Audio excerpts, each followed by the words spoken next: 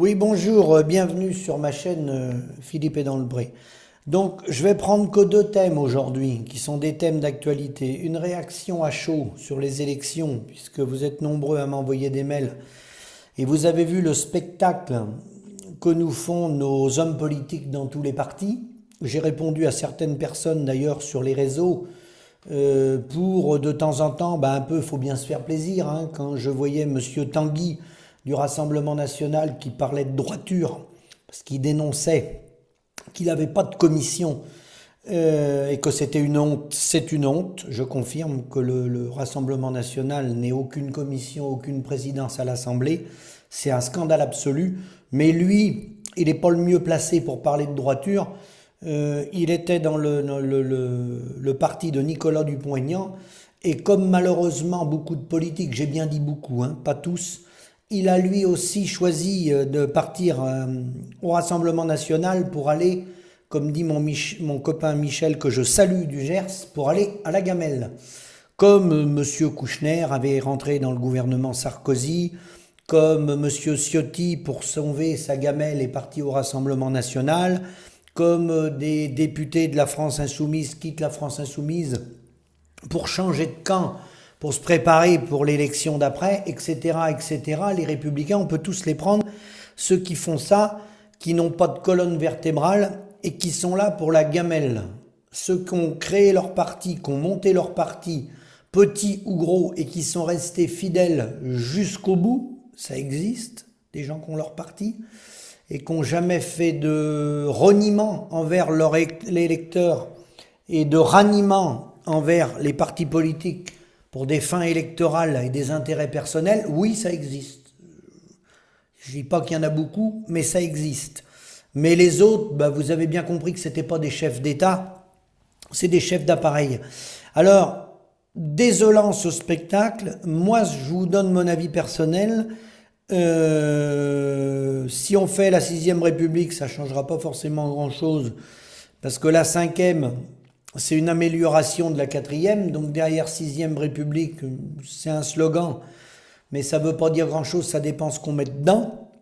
C'est plutôt le mode d'élection, c'est-à-dire qu'il faut aller vers un modèle à la proportionnelle, soit une proportionnelle quasi intégrale ou une forte proportion qui se rapproche de la proportionnelle intégrale, parce que sinon on n'arrivera à rien. Ça veut dire un modèle type le modèle en Angleterre par exemple, où celui sur une proportionnelle quasi intégrale, celui qui arrive en tête dès le premier tour, il aura la proportion avec un système où il n'y a pas de possibilité de blocage. Il existe des modèles, et l'avantage de la proportionnelle, c'est que ça va éviter que les gens se concentrent derrière les 3 blocs, parce que les gens font le vote utile, puisqu'ils savent que quand il y a un deuxième tour, moi je travaille avec Georges Kuzmanovic, nous le peuple, on s'est présenté aux européennes, les gens savent très bien que des gens comme nous, étant peu connus, n'ayant pas de moyens, n'ayant pas de milliardaires derrière nous, n'ayant pas de gens qui nous laissent l'accès dans les médias, puisque pour avoir accès aux médias, ça dépend des instituts de sondage. Les instituts de sondage donnent des gens qui sont peu connus en dessous 1%, donc en dessous 1%, on n'a pas accès aux médias, et c'est le chien qui se mord la queue. On est carrément écarté des débats politiques. C'est vrai pour Nicolas Dupont-Aignan, François Asselineau, Philippe Poutou, lorsqu'il veut se présenter tout seul, voilà. Donc la proportionnelle intégrale, ou quasi intégrale, faut la doser pour qu'on puisse quand même réussir à gouverner un pays et faire voter des lois. Ça permettrait aux gens qui veulent voter pour d'autres personnes que ces 3 blocs, d'envoyer des élus en qui ils ont confiance, quel que soit le parti. Voilà. Même il y a plein de partis aujourd'hui, des gens qui ont des programmes, qui ont des choses à apporter à la vie politique et qui ne sont pas représentés. Car le problème de ce qu'on est en train de vivre actuellement, c'est qu'est-ce qui se passe? C'est comme ça, je dirais depuis 2017, et ça s'est accéléré depuis 2022, où vous avez vu Macron arriver en tête, Le Pen juste derrière et Mélenchon juste derrière, c'est que ces trois blocs-là font, et vous l'avez très bien vu à la législative et aux européennes, c'est que là, le camp Macron a perdu, et en fait, il garde le pouvoir. C'est tout le paradoxe. Parce qu'en fait, ce qui se passe, c'est que les gens ont voté, non pas pour des convictions. Les gens qui vont voter, la plupart, vont voter contre Macron. Donc ils vont voter pour un autre parti, parce qu'ils vont voter contre Macron, qui veulent sanctionner. Et puis d'autres vont voter contre Le Pen, parce qu'un tas de raisons, voilà, qui est développé par les journalistes et tous les gens qui sont là, le fascisme, tout ça. Et puis d'autres vont voter contre Mélenchon, qui est, voilà, les journalistes ont dit, pareil, des extrémistes, tout ça. D'ailleurs, vous remarquerez que les journalistes, ils sont en train d'exclure, dans leur discours, deux partis, qu'on fait 45% des voix à l'élection présidentielle, le Rassemblement national et la France insoumise. J'ai même entendu Arlette Chabot et d'autres dire que pour gouverner le pays tel qu'il est là, on peut le gouverner qu'avec des gens fréquentables et responsables. J'ai entendu Arlette Chabot, mais il n'y a pas qu'elle qui l'a dit. Alors ça voudrait dire qu'il faut enlever de l'élection le Rassemblement national et la France insoumise. J'ai pas dit que c'était eux qui avaient raison. Je dis simplement qu'on crache sur 45% des Français. On crache sur la dernière élection sur pratiquement 11 millions d'électeurs du Rassemblement national, qui n'ont pas de représentants à l'Assemblée. Et ça voudrait dire, si c'est eux qui ont raison et c'est moi qui ai tort, moi je demande la proportionnelle pour que le Rassemblement national il ait des élus et que tout le monde ait des élus, des représentants. Ça voudrait dire que c'est les journalistes qui sont sur les grands médias qui ont raison. S'ils ont raison, ça veut dire que ça fonctionnait, le pays. Parce qu'elle a dit des gens responsables et des gens qui sont capables de gouverner responsables. Ça veut dire que Macron est responsable, c'est quelqu'un de raisonnable et responsable, ainsi qu'Hollande, Sarkozy et Chirac. Pour des gens responsables, je trouve que le bilan, il est bien grave.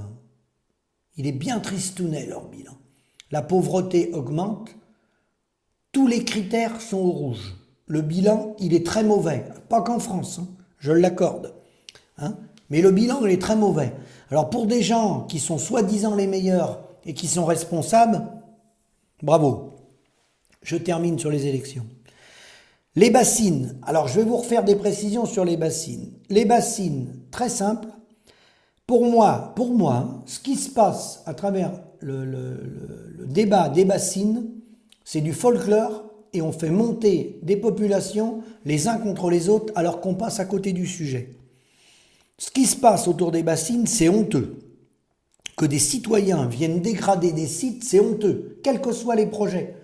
Quand il y a des projets, s'ils ont été validés, s'il y a eu des permis de construire, sauf si le permis de construire est illégal, mais si des gens ont eu des permis de construire, on doit respecter la loi. Comme quelqu'un qui monte un bâtiment, un élevage hors sol géant, où on peut être en désaccord avec l'élevage industriel, mais si la personne a eu le permis de construire, on ne va pas aller s'attaquer à un site où le gars il a eu le permis de construire. Parce que sinon, c'est la fin de la démocratie et de notre système républicain. Si on s'attaque à des gens qui ont obtenu des permis, là on ne peut plus rien faire. Donc là, c'est le rôle de l'État de remettre de l'ordre, service d'ordre, pour pas que les gens soient violentés sur les territoires où il y a des projets, j'ai dit bien, qui ont été validés. Les projets qui ne sont pas validés pour étendre cette politique de plus de bassines, ça c'est un autre débat. Il y a eu une erreur qui a été commise par une écologiste que je vais citer qui s'appelle Dominique Voynet, la loi de 92. Il y avait un système qui fonctionnait, que j'ai chez moi d'ailleurs, mais je ne suis pas le seul, où on faisait des réserves d'eau sur les cours d'eau. Et tout de suite, la loi est venue où on avait, avant la loi de Dominique Voynet, les directions départementales des territoires nous obligeaient à faire un fossé de contournement pour gérer l'eau. C'est-à-dire qu'on remplit la réserve entre le 1er novembre en gros et le 1er avril, suivant l'arrêté du préfet, et le reste de l'année, c'est condamné, le ruisseau continue son chemin et il va se déverser ensuite dans la mer. Bon, Ça, c'est Dominique Voynet qui a fait cette connerie-là. C'était quelque chose qui coûtait pas cher et qui permettait aux agriculteurs d'irriguer, au contraire des bassines, où il faut aller pomper dans les nappes, il faut déjà pomper 2 fois, pomper dans les nappes pour aller remplir des bassines géantes. Pomper dans les nappes, déjà, ça pose un problème par rapport à capter l'eau de ruissellement, qui, je vous le rappelle, remplit les réserves toutes seules, sans rien, aucun coût. Alors bien sûr, dans certaines régions, c'est pas possible. Dans les régions où c'est pas possible et où il faut de l'irrigation, là, il faut aller pomper dans les rivières, si c'est possible, quand les rivières sont abondantes l'hiver, quand il y en a. Mais ça, pour que ça fonctionne, il y a longtemps qu'on fonctionne comme ça. Il faut que ça soit réglementé, avec des volumes, comme ça a été mis en place. Mais irriguer, je reviens sur ce que j'avais dit dans la vidéo d'avance, on a un peu plus de 31 millions d'hectares en France. Il y a plus d'1 million d'hectares en friche, 1 150 000 hectares en friche. À l'heure où je parle, pourquoi ils sont en friche? Parce qu'il n'y a plus de rentabilité dans notre métier. Ça n'a rien à voir avec l'irrigation. Sur la partie déclarée à la PAC, parce qu'après c'est des landes et des prairies, de 27 à 31, il y a environ un peu plus de 27 millions d'hectares qui sont, on va dire, cultivés. Mais là-dedans, il y en a en prairie également. Bon. On a toujours réussi à faire notre autonomie au niveau alimentaire. Pourquoi on perd en marché? Pourquoi on a des importations? Pourquoi on recule dans les productions? Pourquoi la production laitière s'en va? Pourquoi la viande bovine, la production jaune bovin s'en va? Ce n'est pas à cause de l'irrigation. Certes, il y a des sécheresses, mais il y en avait avant. C'est pas l'irrigation qui nous fait perdre notre souveraineté alimentaire. Ça n'a rien à voir. C'est la libre circulation des biens, des hommes, des marchandises et des capitaux. C'est la non-reconnaissance du travail des paysans qui fait qu'on est dépendant de l'extérieur. Voilà. Et aller dans le sens des bassines, c'est déjà rendre service à un fils d'un président de la République qui est actionnaire dans les bassines.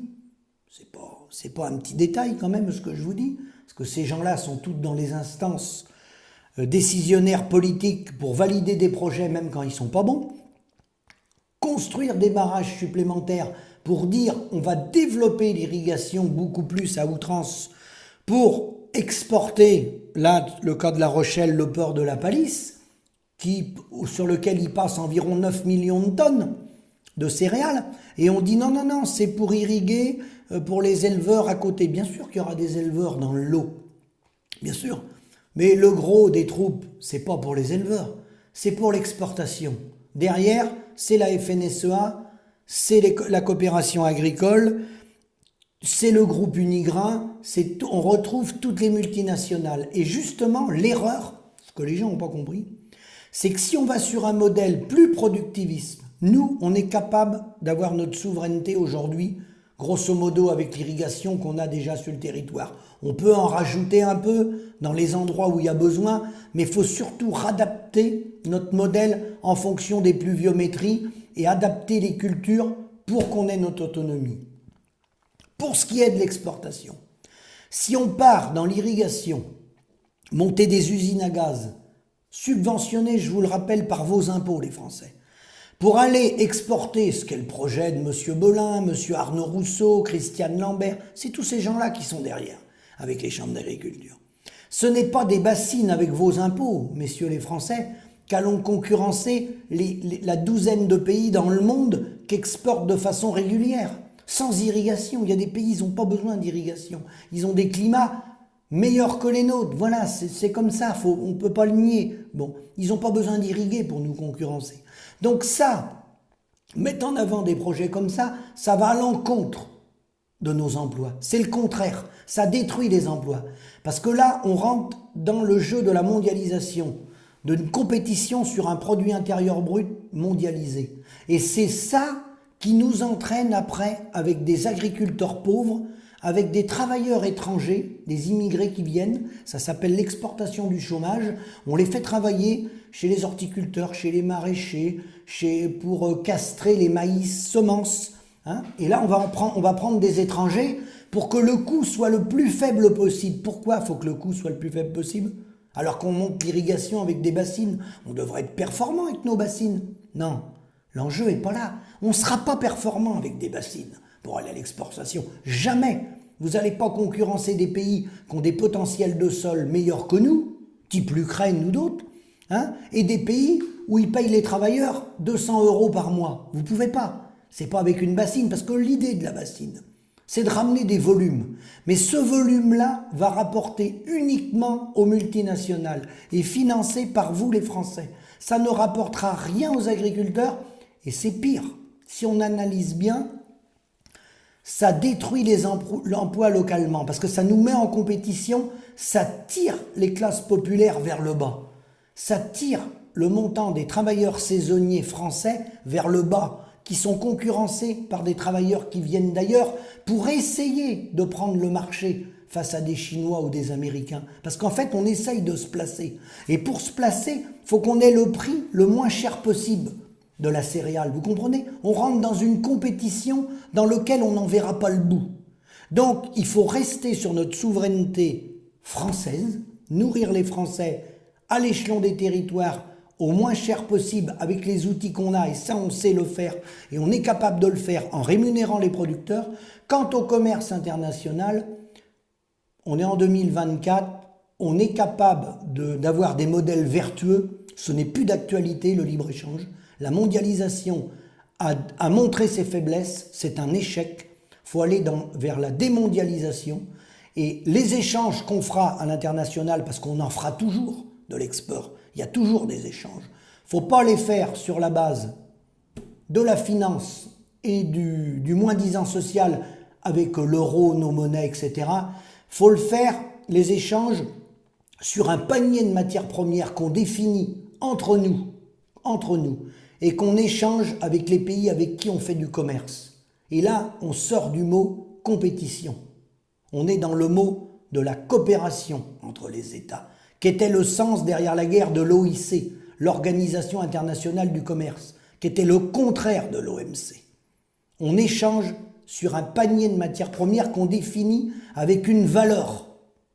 Mais on ne spécule pas et on ne va pas au moins-disant social. Et là, on n'a pas besoin de chercher à faire du rendement pour baisser les prix. Ce n'est plus la notion du rendement qui rentre dans l'échange. C'est l'échange qui se fait entre pays, mais il n'y a plus la notion du prix. C'est des monnaies d'échange qu'on fait entre pays. Voilà. Et là, on sort de la compétition du tous contre tous. Parce que le tous contre tous, il va rapporter à quelques multinationales, il va avoir les impacts que vous connaissez sur l'environnement, ça l'accompagne des phytos, tout va avec. Les phytos, les engrais chimiques, tout va avec. C'est une compétition permanente pour essayer d'avoir un prix le plus bas possible. Mais ça ne fonctionne pas. On le sait qu'il ne fonctionne pas, ce modèle-là, on devrait être capable de le reconnaître, c'est l'échec. Les paysans ne peuvent pas vivre avec ce modèle-là. Il y a 2 suicides par jour, ça ne fonctionne pas. Donc, garder de l'irrigation où c'est possible, oui. Ceux qui ont des modèles là-dessus en élevage et qui peuvent les garder, ils les gardent si ça fonctionne. Mais le développer à outrance sur le territoire pour penser que c'est ça qui va tirer l'agriculture vers le haut, c'est une erreur. Ça va endetter plus les paysans, ils vont travailler davantage et on va les exposer sur les marchés mondiaux. Et ça ne fonctionne pas et ça ne pourra jamais fonctionner. Ça ne pourra jamais fonctionner. Je vous remercie, à bientôt.